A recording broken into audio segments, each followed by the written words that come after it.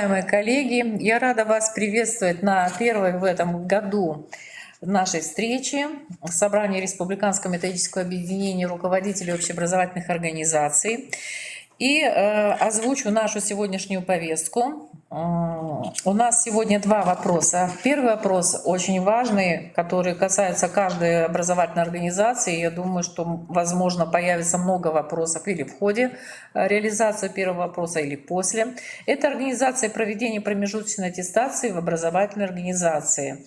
И с вопросом этим нас ознакомит и расскажет, как грамотно, качественно организовать промежуточную аттестацию, не нарушая законодательство в сфере образования. Морошкина Людмила Витальевна, начальник управления по надзору и контролю в сфере образования, Министерства образования, науки и молодежной политики Республики Коми.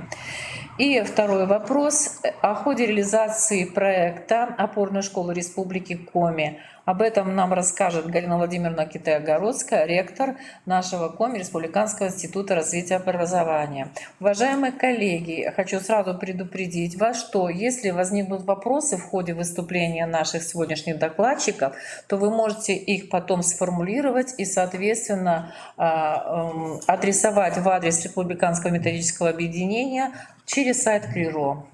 Итак, пожалуйста, Людмила Витальевна, вам слово. Добрый день, уважаемые коллеги. Сегодня хотелось бы остановиться, казалось бы, на таком простом вопросе промежуточная аттестация, которую проводит каждая образовательная организация. Не раз я выступала уже с этим вопросом и в отдельных муниципалитетах, и на совещаниях, и регулярно мы говорим об этом в ходе наших публичных слушаний, которые проводятся раз в году министерством, но тем не менее. Каждая проверка образовательной организации показывает, что в той или иной степени образовательными организациями совершаются нарушения при проведении промежуточной аттестации.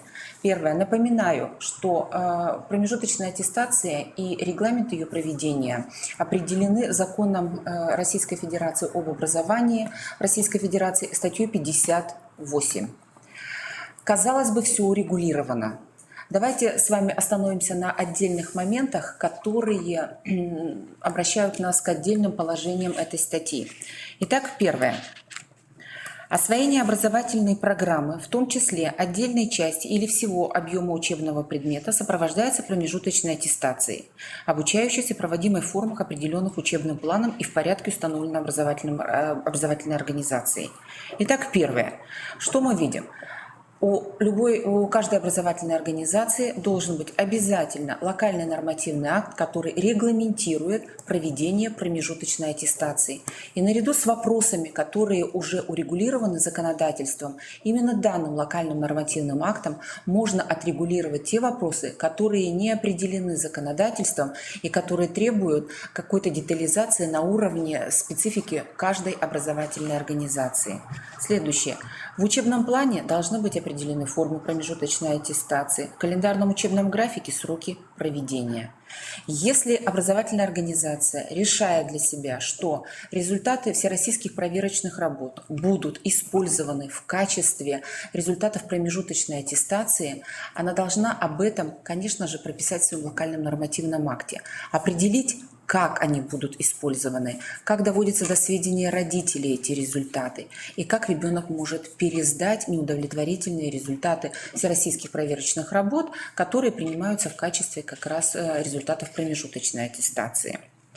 Следующий момент – это фиксация результатов и ознакомление родителей. Они регламентированы частью 2 статьи 58, которая говорит, что неудовлетворительные результаты промежуточной аттестации по одному или нескольким учебным предметам образовательной программы или непрохождение промежуточной аттестации при отсутствии уважительных причин признаются академической задолженностью. Итак, первые признаки академической задолженности определены. Как это возможно зафиксировать? Фиксируется это, естественно, в журнале. Образовательные организации ведут электронные журналы, и, скорее всего, в порядке проведения у образовательных организаций прописано, как выставляются оценки за промежуточную аттестацию, какой вес имеет эта оценка и в какие сроки выставляются данные отметки в электронные журналы.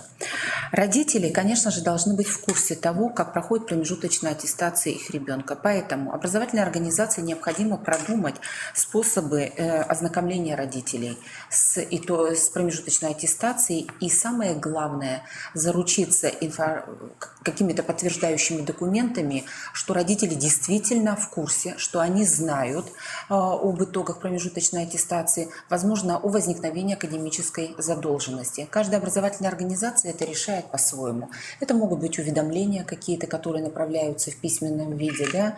Это может быть протоколирование заседаний каких-то, может быть, родительских собраний, встреч у директора. Но, тем не менее, образовательная организация должна приложить все силы для того, чтобы родителей ознакомить с результатами промежуточной аттестации и с возникновением академической задолженности у детей. Следующее. Результаты промежуточной аттестации, как правило, рассматриваются на педагогическом совете, и именно они являются определяющими для перевода обучающихся в следующий класс, а выпускников 9 и 11 классов допуска к государственной итоговой аттестации. Напоминаю о необходимости грамотного ведения протоколов и издания распорядительных актов по итогам проведения педагогических советов. Следующее. 58 статьей регламентировано, что обучающиеся обязаны ликвидировать академическую задолженность. Вместе с тем образовательная организация должна предпринять все меры, необходимые для того, чтобы организовать устранение обучающимся академической задолженности. Вы помните прекрасно, что согласно 58 статьи академическую задолженность обучающийся может сделать две попытки для ее ликвидации. Да? В первый раз он сдает учителю-предметнику, второй раз уже создаваемой в образовательной организации комиссии. Обращаю ваше внимание, что все действия образовательной организации должны быть четко регламентированы. Должны быть установлены сроки сдачи, определены даты. Законные представители родителей обучающихся должны быть ознакомлены с этими датами. Приказы о создании комиссии тоже должны быть в образовательной организации. И то, когда заседает комиссия, как оформляется решение этой комиссии, тоже должно быть определено самой образовательной организацией. Много вопросов возникает по поводу того, а в какие сроки принимать академическую задолженность. Законодательно определено, что это должно быть устроено в пределах 1 года с момента образования академической задолженности. Не написано учебного или календарного года, поэтому данный вопрос, он тоже остается в компетенции образовательной организации. Сроки, конечно же, должны быть разумные, а не так, как встречается в некоторых образовательных организациях. Если он 15 мая не сдает, ему назначают на 18 мая пересдачу, а создание комиссии 25 мая. Но если ребенок не сдал промежуточную аттестацию по итогам года, вряд ли он, наверное, за неделю подготовится и сдаст ее, чего ожидать далее. Поэтому у родителей возникают масса вопросов по вообще целесообразности проведения вот такого формата сдачи академической задолженности и вообще объективности проведения данной процедуры. Далее, все действия образовательной организации, они должны быть зафиксированы не только в распорядительных актах, но и, конечно же, в журналах. В журналах там, где, я полагаю, сначала будет стоять, что там, 2, если она неудовлетворительна, если обучающийся сдал промежуточную оценку на неудовлетворительно. Да? Далее, если образовательная организация принимает промежуточную аттестацию, то необходимо продумать, как выставляется отметка, уже положительная по промежуточной аттестации. Ну и, конечно же, опять же, ознакомление родителей. Это и по итогам первой сдачи, по итогам повторной сдачи академической задолженности. Все процессы должны быть рассмотрены на педагогических советах, оформлены протоколом и утверждены приказами действия. Да? Далее. А что делать, если обучающийся не сдает промежуточную аттестацию ни первый, ни второй раз? И вот здесь образовательные организации совершают ошибку, когда сами принимают решение, что же делать дальше. Либо оставляют его на повторный курс обучения, либо переводят на какой-то на индивидуальный учебный план. Помните о том, что принятие решения исключительно за родителями. И он в соответствии с 58 статьей может по своему усмотрению выбрать. Либо ребенок остается на повторное обучение в этом классе, либо переводится на обучение по адаптированным образовательным программам в соответствии с рекомендацией психолога медико-педагогической комиссии, либо на обучение по индивидуальному учебному плану. И вот здесь вопрос, а по индивидуальному учебному плану он в какой класс переводится? Предположим, академическая задолженность у ребенка была в 8 классе. И если родители принимают решение, что он переводится на обучение по индивидуальному учебному плану, он переводится в 9 класс по индивидуальному учебному плану. Если на повторное обучение, это совершенно другое решение родителей. И это решение должно быть отражено в их заявлении или в их согласии. Далее, следующее. Если родители не принимают участие и не способствуют тому, что ребенок сдает промежуточную аттестацию, у него возникает академическая задолженность, предлагаю вам не молчать, не скрывать это только в своем учреждении, предлагаю обращаться вам в территориальные комиссии по делам несовершеннолетних и привлекать правоохранительные органы, поскольку данный факт является препятствием для получения ребенком образования. Он не может быть переведен в следующий класс, то есть ослаблен контроль со стороны родителей, поэтому в данном случае необходимо привлекать уже правоохранительные органы. Если говорить о 2019 году, что выявлено было в ходе проверок, хотелось бы огласить такие цифры. В 2019 году плановые проверки проведены в отношении 217 организаций республики. По итогам проверок в 78 из 217 выявлены нарушения требований законодательства при организации проведения промежуточной аттестации. 41 образовательной организации не обеспечено соблюдение графика проведения промежуточной аттестации. Когда график не соблюдается, то это порождает за собой нарушение еще и санитарно-эпидемиологических правил, когда в один день образовательная организация проводит не по одной работе, контрольной работе, проверочной работе, а по 2 или 3 работы. В 43 образовательных организациях допускается проведение более одной контрольной работы в течение как раз учебного дня. В 12 образовательных организациях промежуточная аттестация обучающихся проведена не по всем учебным предметам, включенным в учебный план. То есть календарным учебным графиком, учебным планом предусмотрено, на самом деле не проводится. И в 6 образовательных организациях не обеспечено соблюдение сроков проведения промежуточной аттестации, утвержденных календарным учебным графиком. Кроме того, кроме проверок, плановых проверок, в Управлении по надзору и контролю в 2019 году было 5 обращений по вопросам нарушения проведения промежуточной аттестации. В 3 из 5 факты подтвердились. Какие факты это были? Первое. Форма проведения промежуточной аттестации по отдельному учебному предмету, указанная в классном журнале, не соответствует форме, утвержденной образовательной организацией. Родители считали, что это будет какая-то контрольная работа, ребенку задают сделать проект, презентацию, любое творческое задание. Далее. Образовательной организации не определен срок проведения промежуточной аттестации для учащихся, переведенных в следующий класс условно. Родители жаловались на то, что они не знают, что делать дальше. Ребенок из 5 класса переведен в 6 условно, и в течение сентября до них не были доведены никакие сведения о том, когда у ребенка будет промежуточная аттестация и что будет дальше. Будет он учиться со своим классом, останется он в 5 классе на повторное обучение. То есть вот эта неясность проявляется именно тогда, когда образовательные организации не урегулированы сроки. Следующее. Образовательные организации не соблюдаются сроки ликвидации академической задолженности. Родители были ознакомлены со сроками, но учитель сказал, ему некогда, он в этот день не может.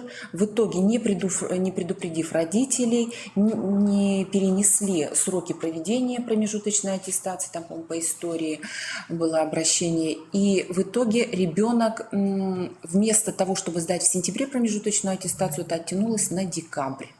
В итоге ребенок не сдает промежуточную аттестацию, школа предлагает родителям оставаться на повторный курс обучения, ну и вы понимаете, что конфликтная ситуация возникает всего этого.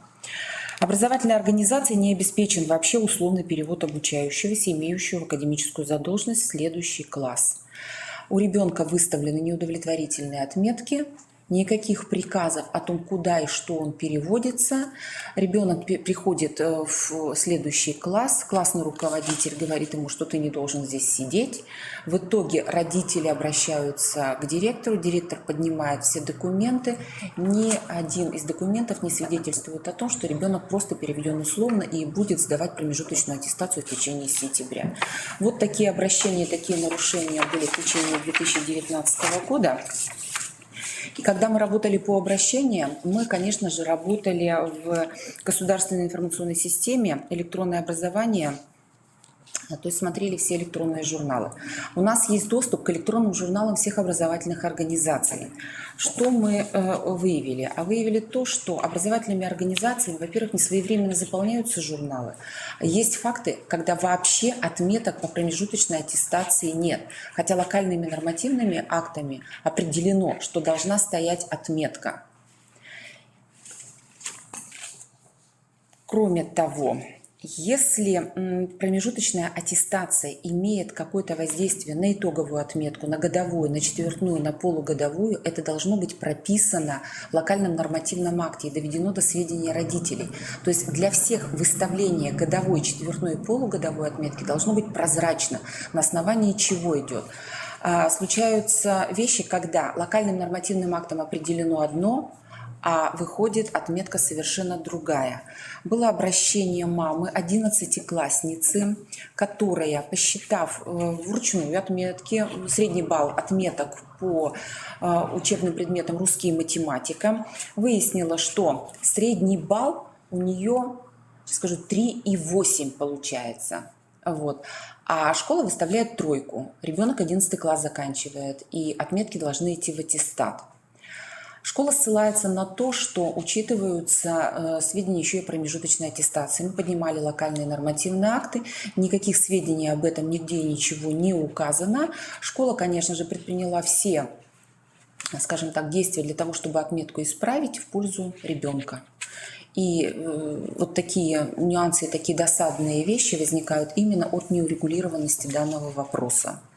Все нарушения, которые возникают в ходе проведения промежуточной аттестации обучающихся, возможно расценивать как нарушение прав обучающихся на предоставление доступного и качественного образования. Поэтому мне бы очень хотелось, чтобы образовательные организации соблюдали нормы статьи 58 и все, что не урегулировано федеральным законом об образовании, урегулировали в своем локальном нормативном акте. Все.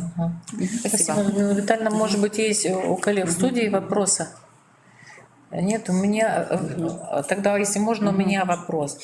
Промежуточная аттестация, вот в контексте нашего разговора, да, правильно я ли поняла, это на уточнение, что к промежуточной аттестации мы относим все-таки или только различные формы выявления до уровня освоения образовательной программы, которые организация проводит в конце учебного года, или, может быть, это ведь в ряде учреждений различных существуют сессии, которые проводятся в зимний период. Относим ли мы это тоже к промежуточной аттестации? Это первый момент.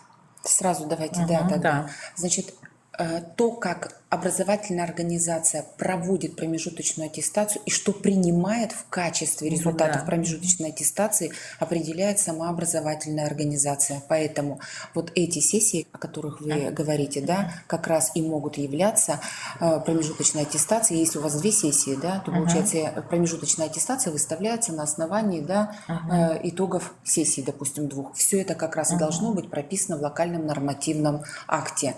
И если образовательная организация говорит о том, что промежуточной аттестацией являются, там, не знаю, Выведение только четвертной оценки, Там- то это вопрос как раз уже конкретной образовательной организации. Тогда и давайте смотреть, как она реализует вот это свое полномочие.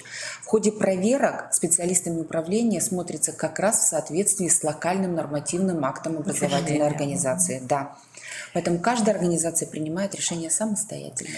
Тогда у меня возникает вопрос, если все-таки такая форма, как выведение промежуточной аттестации, вернее, в форме выведения оценки, итоговой, там, четвертной, годовой или итоговой, да, тогда у вас прозвучало, значит, данные... Нет, подождите, сейчас еще раз. Да. Выведение вы имеете в виду, выведение это как и что? На основании текущих отметок? Текущих отметок.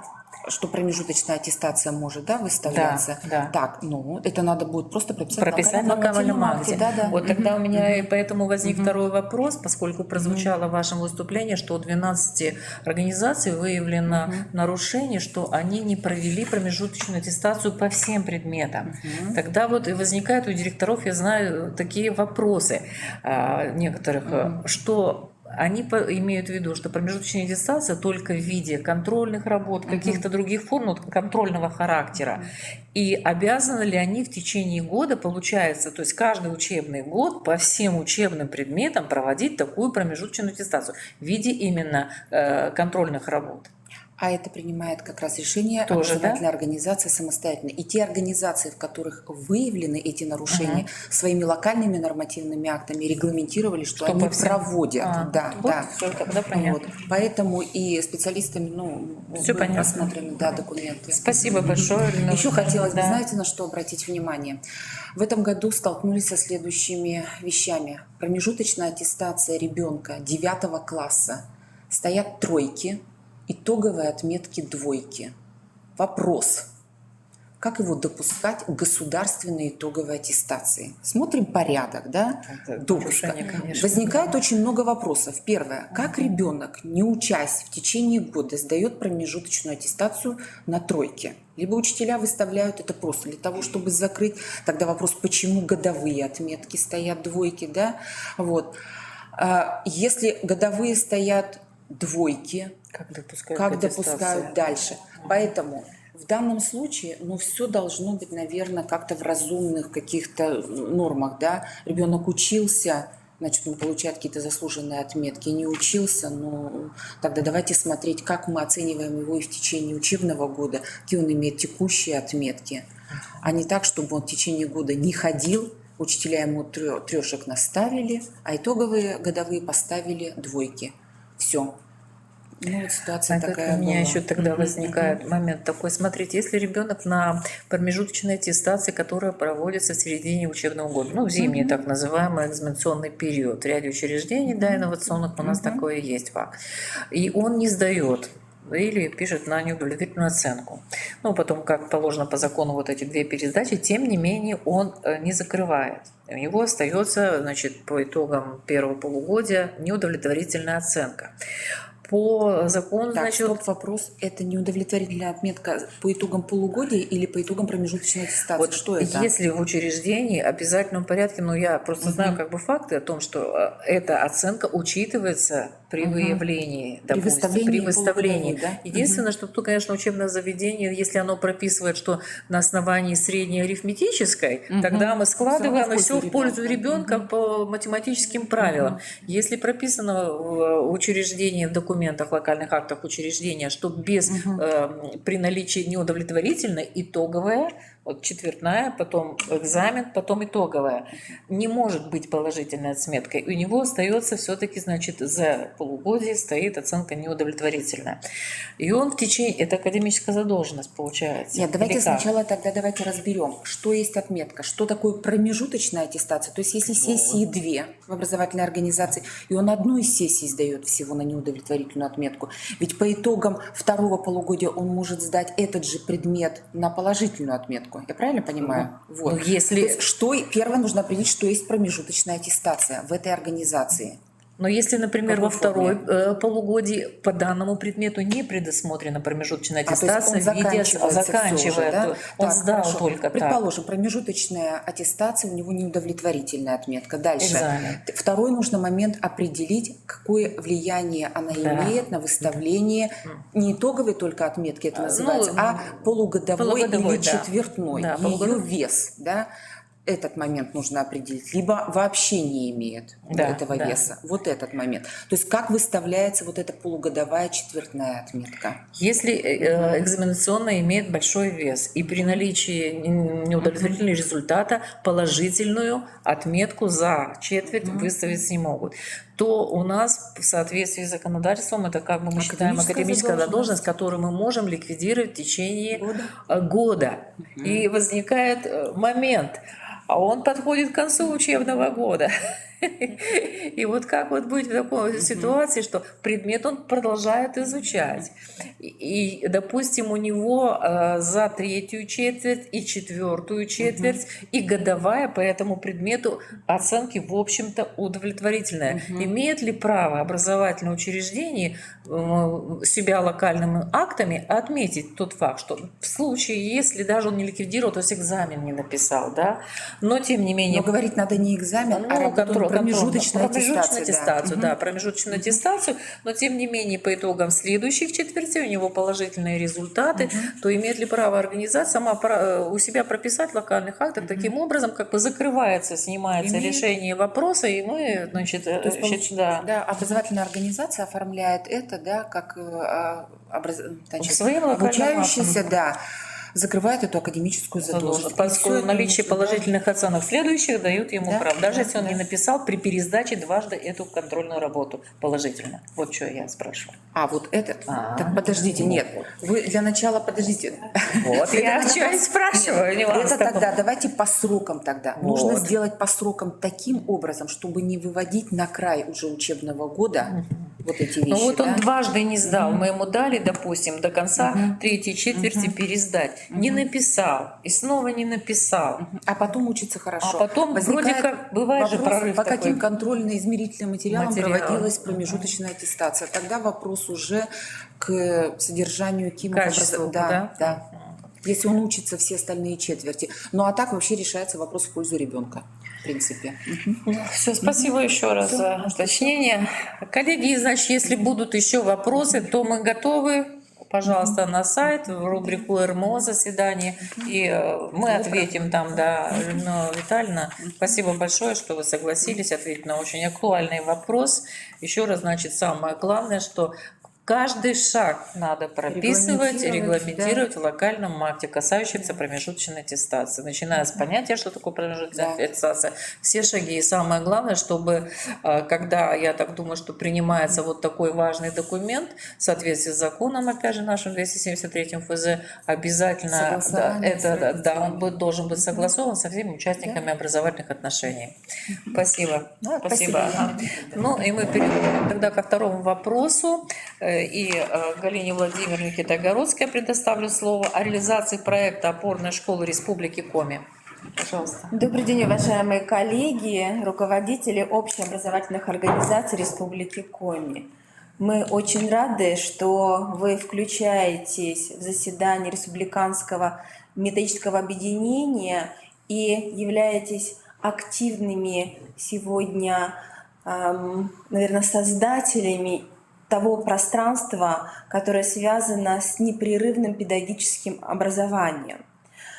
31 декабря 2019 года правительство Российской Федерации приняло принципы ведения национальной системы профессионального роста. В данном документе определено, что в 2021 году уже будет введен в действие профессиональный стандарт руководителя общеобразовательных организаций. Поэтому для нас 2020 год очень знаковый, потому что именно в течение этого года будут проходить общественные обсуждения профессионального стандарта руководитель общеобразовательных организаций.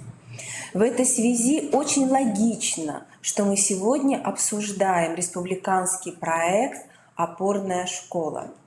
Данный проект был реализован на уровне Российской Федерации в 2019 году. И прежде всего он направлен на обеспечение качества общего образования посредством повышения эффективности управления сетью образовательных организаций Российской Федерации. Наша республика входила в данный проект как пилотный регион, и на уровне республики, это очень важно, была сформирована региональная команда. Целью создания региональной команды была задача формирования, конечно же, единой методической системы поддержки руководителей общеобразовательных организаций на основе новых федеральных требований.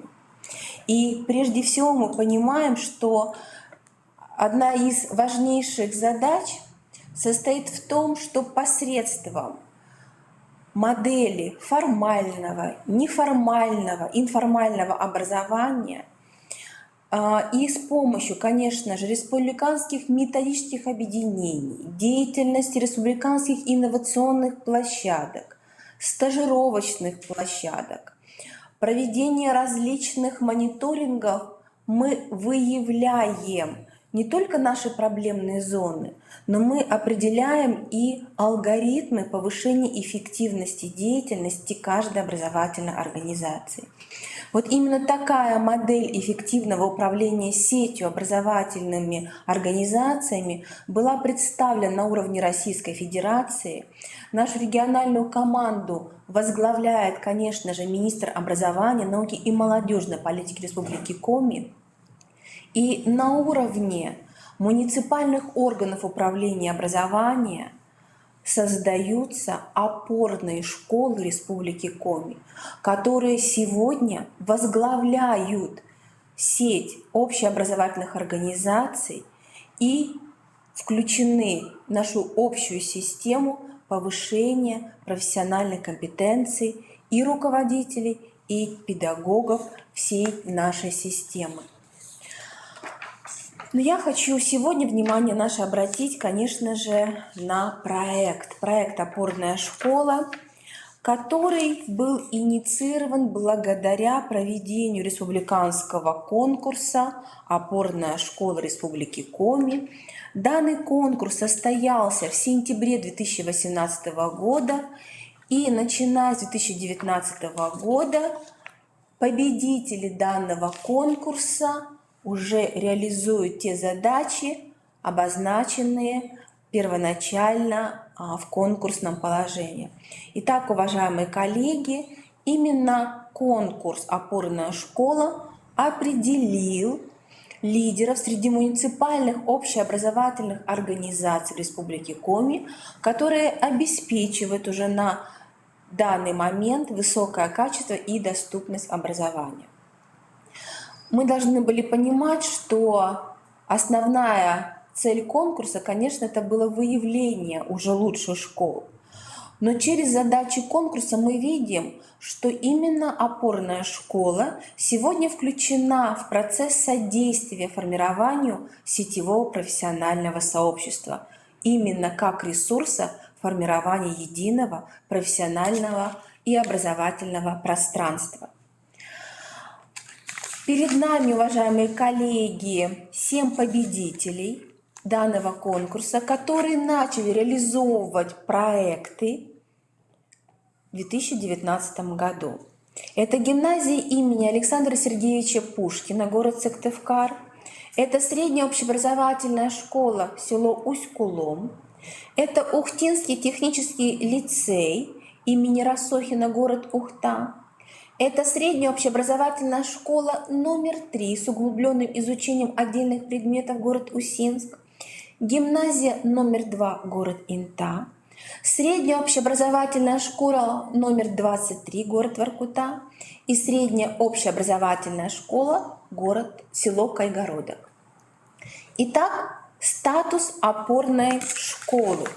Он определил, что Каждая опорная школа на основе представленных проектов получила данный статус на 3 года.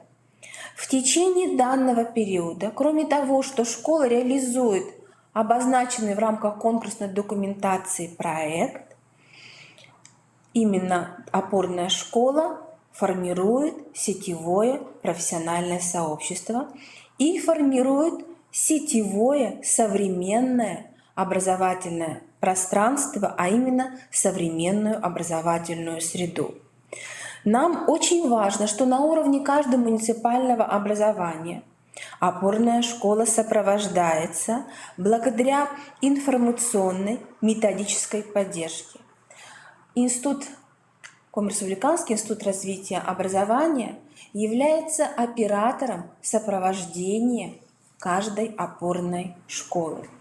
Сегодня мы понимаем, что полученные средства гранта в течение прошлого года они были направлены на совершенствование материально-технической оснащенности муниципальной общеобразовательной организации, на повышение квалификации педагогических работников и улучшение информационно-методических ресурсов данной муниципальной общеобразовательной организации. Каждая опорная школа ежеквартально формирует отчеты и уже официально раз в год представляет отчеты, в которых представлены целевые показатели, а именно достижение данных целевых показателей. Обращаю внимание, одним из важнейших целевых показателей является показатель создания методической сети на территории муниципального образования, городского округа или муниципального района, в состав которой входит не менее 50% муниципальных общеобразовательных организаций. Уважаемые коллеги, у нас уже в этом году каждая школа заключила договоры о сетевой реализации образовательных программ.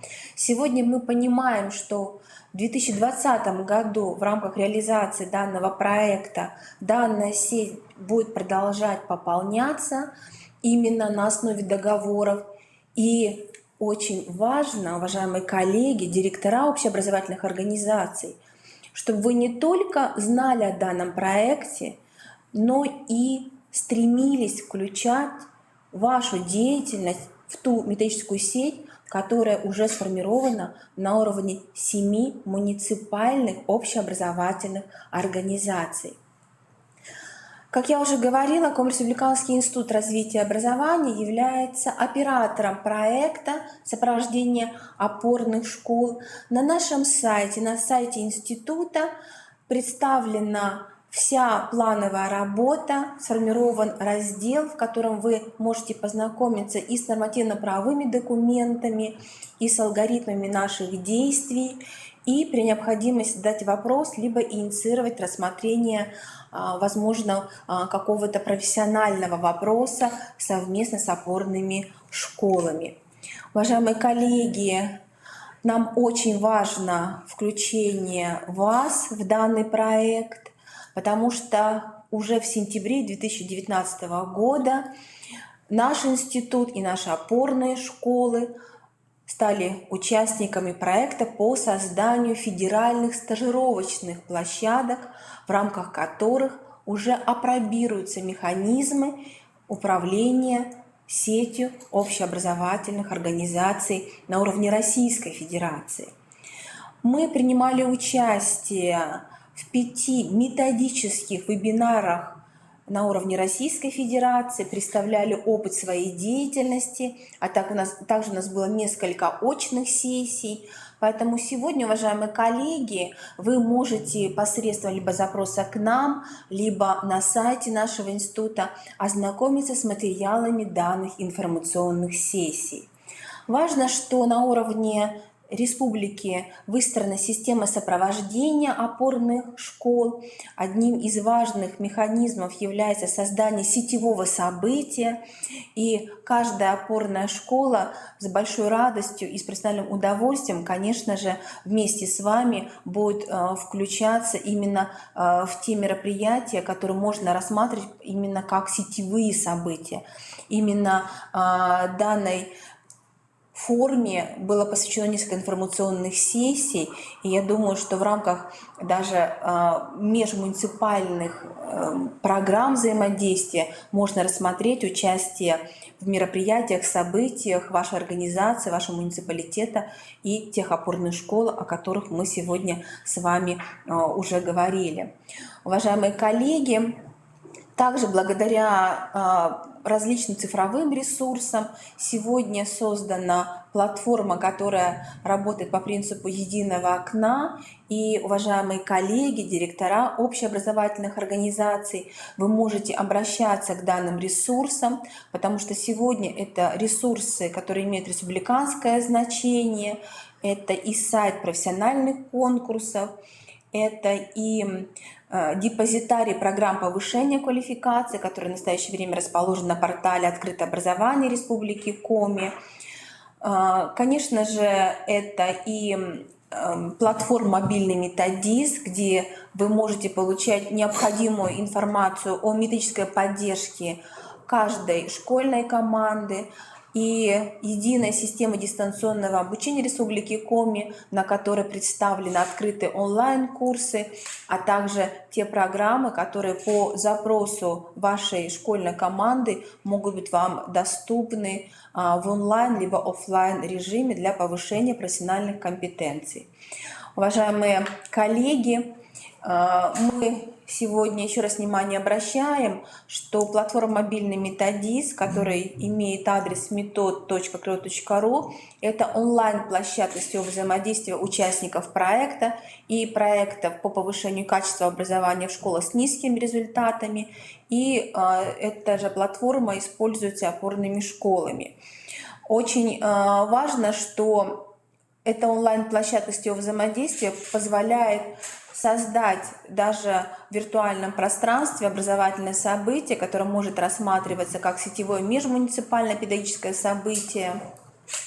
Мы сегодня понимаем, что опорные школы – это и стажировочные площадки республиканского и федерального уровня, на площадках которых могут проходить и совместные мероприятия, а также новая форма повышения квалификации, которую мы рассматриваем именно в формате горизонтального обучения.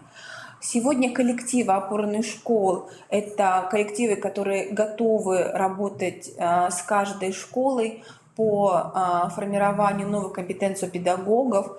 У коллег очень высокая планка с точки зрения уже сформированных профессиональных компетенций. Их опыт уже представлен на федеральном уровне, поэтому нам очень важно включение вас, уважаемые коллеги, в нашу единую методическую сеть. Конечно, мы понимаем, что результаты внедрения модели управления образовательными организациями, они будут рассматриваться на различных уровнях. Мы участвовали в данном проекте именно в пилотном режиме. Мы понимаем, что есть необходимость рассмотрения механизмов изменения, управления и в самих организациях, и нашей сетью. Но это решения, конечно, которые стоят на уровне Российской Федерации. Как я уже говорила, ожидаемый нами профессиональный стандарт руководителя общеобразовательных организаций, он очень важен с точки зрения включения всех нас в проект «Учитель будущего». Мы понимаем, что сегодня очень высокие ставки для руководителей общеобразовательных организаций.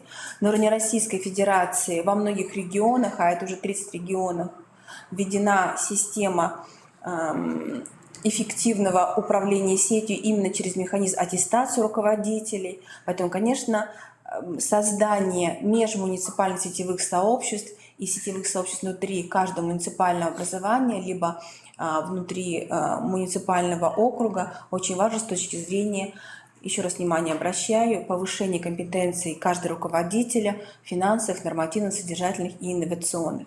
Уважаемые коллеги, это краткая информация о данном проекте.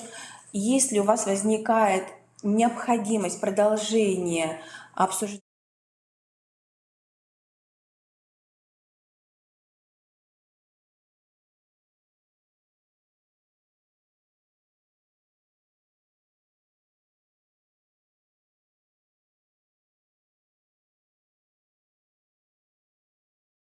конечно же, прежде всего с участием наших опорных школ. Поэтому, уважаемые коллеги, мы приглашаем вас включиться в данный проект «Опорная школа» и стать его активными участниками. Спасибо. Если можно, Галина Владимировна, у меня тоже вопросы будут к вам.